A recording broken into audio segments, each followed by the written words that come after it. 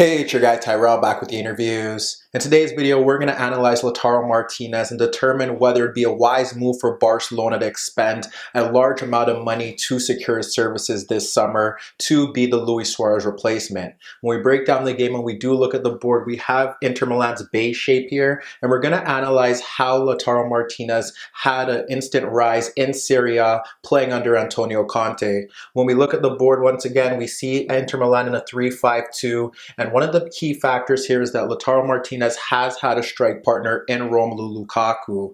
They are able to play off each other, and they often do that. If Lautaro Martinez drops off, Lukaku does look to break into the channels or break in behind. And if Lautaro does look to occupy a center back, what ends up happening here is that Lukaku pulls the center back out of position, and then we see the good movement of Lautaro looking to find those gaps in between the center backs or in between the center backs and the full backs, breaking towards goal to get into good positions. So those two have a good combination. They do play within close proximity of each other, and they often do look to back into the opposing center backs. However, although Lautaro and Lukaku have developed a great partnership together under Antonio Conte, they are often deprived of service in that final third, and the reason being down to Conte's system. They don't get service in that midfield zone because the midfield lacks creativity and penetrative passers. It's very functional. They have the running of Gagliardini and Vecino. Brozovic is often marked out of the game in deeper positions, and Christian Eriksen hasn't settled. Stefano Sensi is more of a dribbler, and he does score great goals, but they don't offer enough service into Lukaku and Lautaro in that final third or beyond the opposing backline. So that puts a lot of responsibility on the wingbacks to provide that creativity. And although they are encouraged to push forward, the problem here that often occurs is that the opposing side does play in a similar system. So they have wingbacks looking to close them down in those wider areas, and if not, they'll have the shuttlers get out into those positions. And the other factor here is that they require the quality service in that 6-yard box to find Lautaro and Lukaku. The center backs do look to push forward, and there are some times where they are able to play those penetrative passes to split the midfield, but that comes far and few. So the sole routes to goal for Lukaku and Lautaro, if they aren't combining with each other, is the rare moment of brilliance. When they're able to break in transition, that's where they look the deadliest. Or if the wingbacks are able to gain an advantage out in those wider areas and deliver good crosses into the box. For Lautaro in particular, the crosses need to be inch perfect, or for him to get into a good position where he's able to isolate a defender, based off the fact that when he does get into those good positions, he struggles to get ahead of the center back or win individual battles when it is a 1v2 situation. So that's how Inter have been able to get the best out of Lautaro and Lukaku. It does seem a bit limited and one-sided, and that is one of the reasons why they haven't run away with Serie A, given the fact that Lazio has been on the uprise and Juventus haven't been at their best this season. But when we look to a few examples, we're able to highlight how Inter and Antonio Conte are able to maximize Lautaro's strengths in this system. First, we'll look at a vintage Lautaro Lukaku game where Inter were able to destroy Sassuolo in the opening 70 minutes. And what we end up seeing here is that Inter go up against a side playing in a 4-3-1-2 diamond. We have the strikers in Lautaro and Lukaku looking to press the center backs, the wing backs push to the full backs. They have the midfield battle set with Brozovic expected to step out to Magnanelli. And then you have the back three against Sassuolo's front three. They were able to close them down higher up the pitch in that regard. And then with some help with Gagliardini shifting to the right touchline to get on the ball, Inter were able to assemble their dominance and get the better of Lukaku and Lautaro in this system. Lautaro was able to put Inter ahead in the opening minute with the moment of brilliance, but then we were able to see the combination between those two. Initially, it was Gagliardini shifting out to the right touchline to pull out Duncan, and he was able to play the ball around Duncan into Lukaku, dropping off deeper to pull out Peluso. Gagliardini ran off Duncan to receive the pass back from Lukaku, and when Gagliardini replaced the pass back from Lukaku, he was able to poke the ball into the path of Lautaro, backing into Marlon. What we end up seeing from Lautaro here is he's able to take his touch across Marlon to break in towards the 6-yard box, but he flashed his effort inches wide of the net. But in that scenario, you see what they're all about. Lukaku pulling his marker out of position, Lautaro isolating himself against the center back using his strength and his good technical ability to get into a good goal scoring position, and frankly, he should score there. We witnessed a similar scenario in the build-up to Inter's second goal. Once again, it was Gagliardini in that right touchline position towards half, pulling out Obiang. And when he played the ball across Obiang, it did deflect off the Sassuolo midfielder, falling into the path of Lukaku ahead of Peluso, but he couldn't get his head onto the ball, and that allowed it to fall into the path of Lautaro, who backed into Marlon once again. And when he was able to turn across him this time, Duncan was looking to provide some help defense.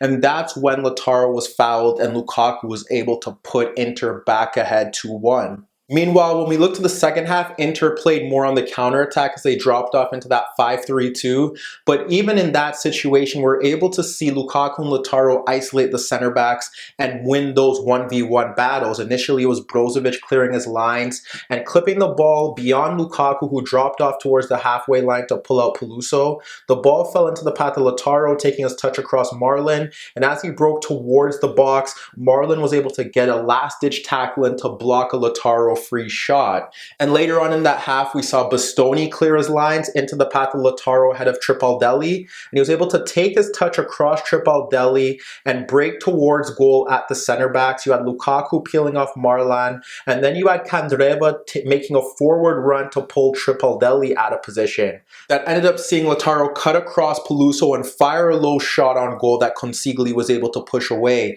So now let's look to Inter against Cagliari, where we ended up seeing Inter come against the 3-5-2 as well. What we end up seeing here is Lautaro stepping to Fardago. We had Lukaku stepping into the path of Valukevic, and then we ended up seeing Barella stepping into the path of Klavan. If that ended up happening, that would lead to Skriniar having to step into Ionita, because you couldn't have Valero step into that path based off the fact that he was looking to press Oliva higher up the pitch.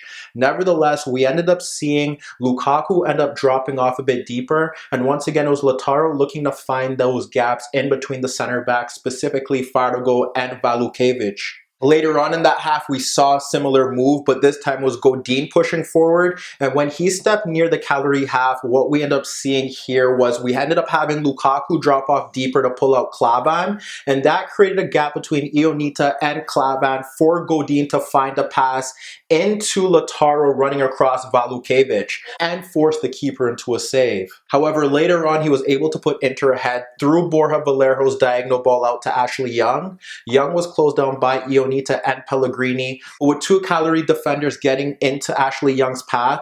That allowed Lautaro to peel off of Valukevic to receive that splitting cross, and he was able to brush off the Cagliari center back to not a superb effort past the keeper. We continue to see Inter threaten down that right channel shortly after that goal, and once again it stemmed through Ashley Young, this time ahead of Pellegrini and Oliva. And what we see from Lukaku here is that he drops off deep to pull out Valukevic, and we end up seeing Lautaro shift into that right channel ahead of Klavan. Young is able to split the two Cagliari defenders, and he ends up finding Lautaro, who's able to get across Klavan into the box. Once again, he should be scoring, but he's able to force a save out of the keeper. And when we look to one final example, we end up seeing how Lautaro is able to manipulate a defender and get his teammates involved. We have Bastoni pushing forward, and Angolan does look to step towards him, but we also see Fardago step forward close to Sensi, but not really looking to man mark him. That allows Lautaro to get 1v1 with Valukevic and back into him, and that's where Bastoni looks to find his teammate. He clips the ball into the path of Lautaro, and what ends up happening here is that when that ball is heading into the Argentine's direction, that's when Fardago looks to recover his positioning. In that sequence, we end up seeing Sensi run off Oliva, and what Lautaro does well here is that he's able to chest the ball in between Fardago and Valukevic to find Sensi breaking towards goal, and he's able to nutmeg Klavan, but his finish does go inches wider than that. But as you could see in those sequences, even though Cagliari did play an identical system, Inter were still able to use the movement of Lautaro and Lukaku to pull markers out of position and get Lautaro in those 1v1 situations. And frankly, he should have killed off that game, and that was another example of Inter wasting chances and failing to claim all 3 points. However, the turn of the year has seen Inter struggle, and a lot of teams have figured out ways to stifle their attacking play. They've dropped off deeper, they've kept defenders tight on Lautaro and Lukaku, and they've had help defenders come in to negate their threat. Now, while we have seen positive performances from Lukaku and Lautaro, 2020 has seen them struggle. Teams have been more tight on those two strikers, looking to close in on them, provide help cover, and based off the fact that Inter lack creative options in their starting lineup, they've simply blocked off the supply line to the strikers. We've seen Juventus do this to a T where they dropped off in two narrow banks of four, and rather than starting Pjanic, they had Bentancur sit just ahead of De Ligt and Bonucci and look to block off those passing lanes and help those two center backs when they were engaged in those 1v1 battles. On the rare occasion we did see Lukaku and Lautaro get into good positions, but when they did, they were often crowded out by the fullbacks coming in and also help from the midfielders. And the only time when Inter were able to get the ball into Lautaro and Lukaku was when they were able to bypass Bentancur. There's one example in particular where we ended up seeing Douglas Costa pressed by Bastoni and he gave the ball up to Ashley Young, and Young fizzed the ball across Bentancur into Lautaro, who dropped it off to Lukaku, but he was closed out. And later on in that half, we saw Young once again winning a header over Douglas Costa into the path of Barella, and he was goal side of Ramsey, and he slid the ball across Bentancur into the path of Lautaro, who laid the ball off to Brozovic to create Inter's best chance, but Szczesny pushed it away. So when you assess how Lautaro would fit in at Barcelona, well, one thing here is that Lautaro would be the lone striker. Barcelona wouldn't cater to his needs. They would still play in that 4-3-3 for the most part. And the one problem here is that he would be isolated up front. We've seen Lautaro at his best when he's been able to back into one defender and have his striking partner create space for him. At Barcelona, teams do sit deeper, and if they don't, they look to press and squeeze from the front and close him down tightly. So he would need support from his other teammates. The problem here is that you have Dembele or Ansu Fati, let's say, on the left-hand side, and then if you could have Griezmann there as well. The only real support that he could get in the final third is through Griezmann, who would have to play narrow, and perhaps that could create a lane for Firpo or Jordi Alba to push forward.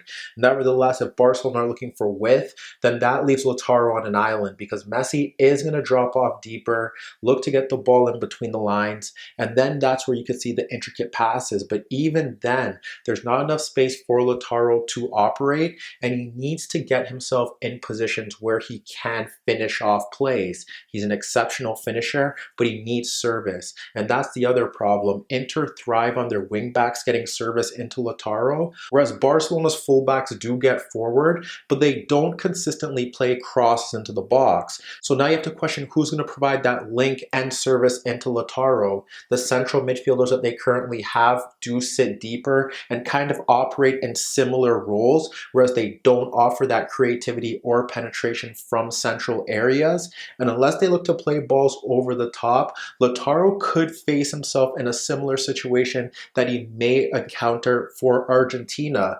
We saw it against Brazil, where he was combated in a battle against Militao and Thiago Silva, and Casemiro was there to offer support for those two center backs, and Lautaro struggled to influence the game. He was able to dribble past opponents, but he would often see himself closed out in wide areas. So when you look at that current Barcelona side at Quique Setien's disposal, you have to question how this is going to work. Lautaro isn't like Luis Suarez, where he drifts into the channels, causes havoc for the center backs, and can create moments of brilliance on a consistent basis. So although Lautaro does look like a promising signing, at the moment, his current conditions at Inter do look to maximize his overall talent. Yes, he does have the room for growth at Barcelona, but if they're looking to win the Champions League now, or specifically continue their dominance in La Liga, will they have the patience with Lautaro to see him develop? And if not, how can he instantly impact that Barcelona side